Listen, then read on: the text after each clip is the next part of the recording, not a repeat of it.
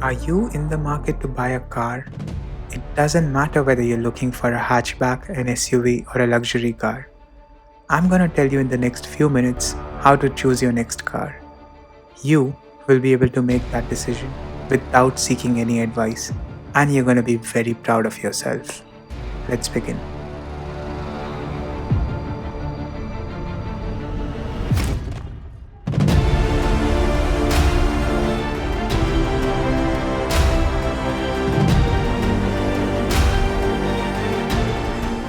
Cars are expensive and the second biggest purchase in life.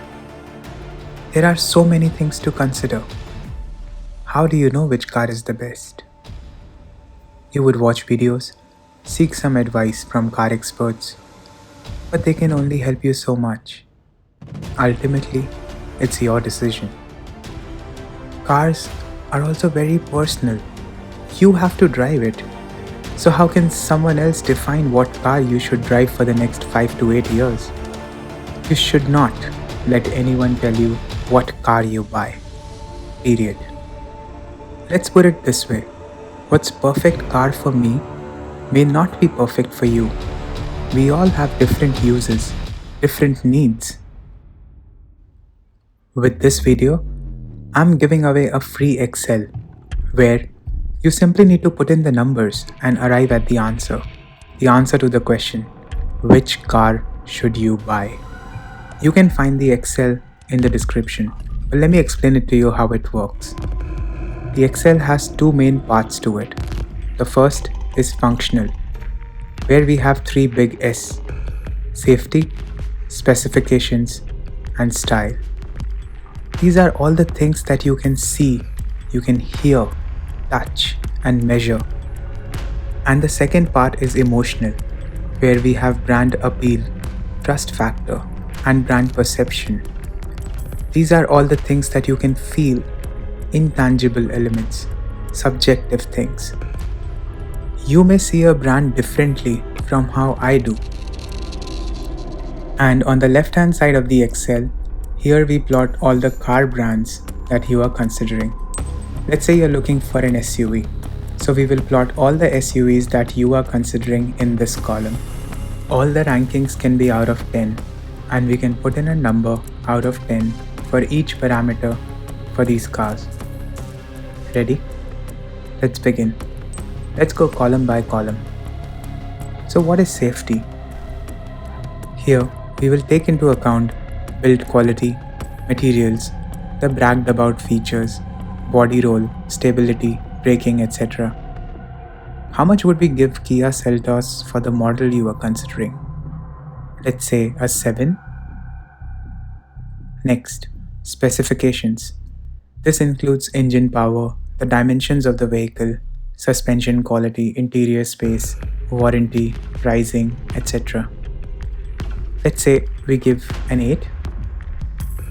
Next is styling. Here we can consider sunroof, alloy wheels, the design language, aesthetics, keyless entry, Bose speakers.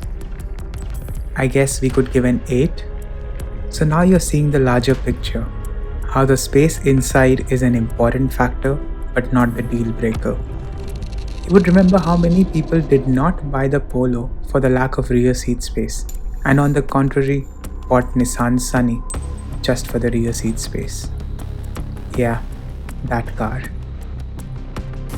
There are insane number of people who buy a certain car because it has sunroof. Do we even know what is the purpose of sunroof? And do we really need it in India? We can't base our decision on any one factor. Like I said, cars are a big purchase.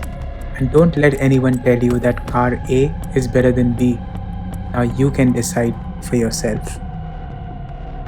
So when you ask auto experts on the TV shows which car is better, Hyundai Creta or Kia Seltos, what answer do you expect to hear?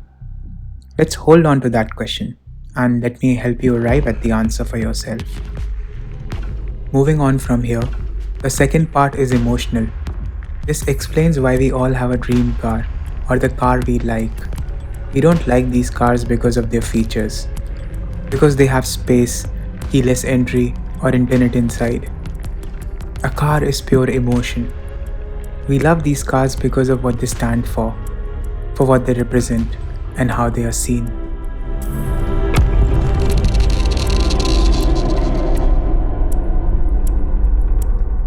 Here, I'm going to rate these cars based on the parameters like brand appeal.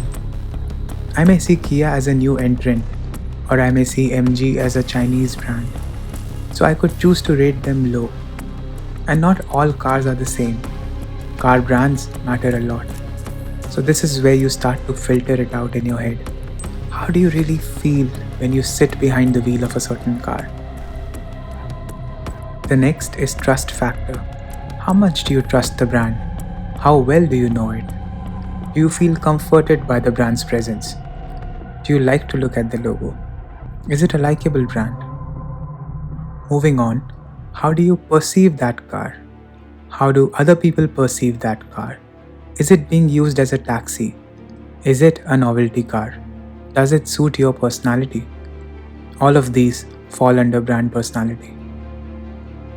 And that's how you start to fill the Excel in.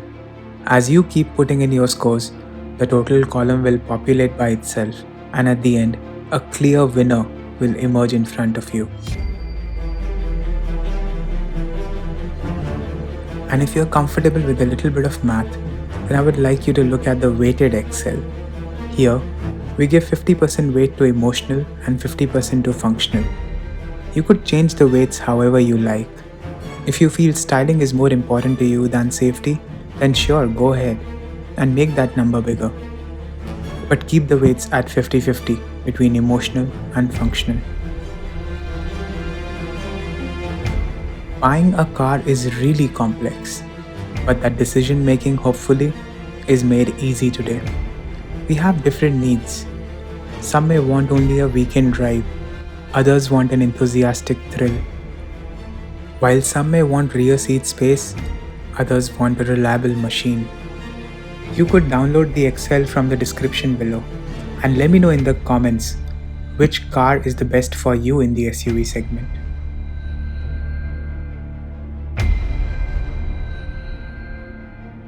Thank you so much for staying till the end of this video. I hope you enjoyed watching this as much as I enjoyed making it. Please hit like and subscribe to the channel. Also, let me tell you a very fun fact about cars. Ever wondered why do we have logo on the steering wheel? Well, we buy a house and we don't have a logo on the ceiling. Why do we need to see the logo after purchasing a product? Think about it and let me know in the comments.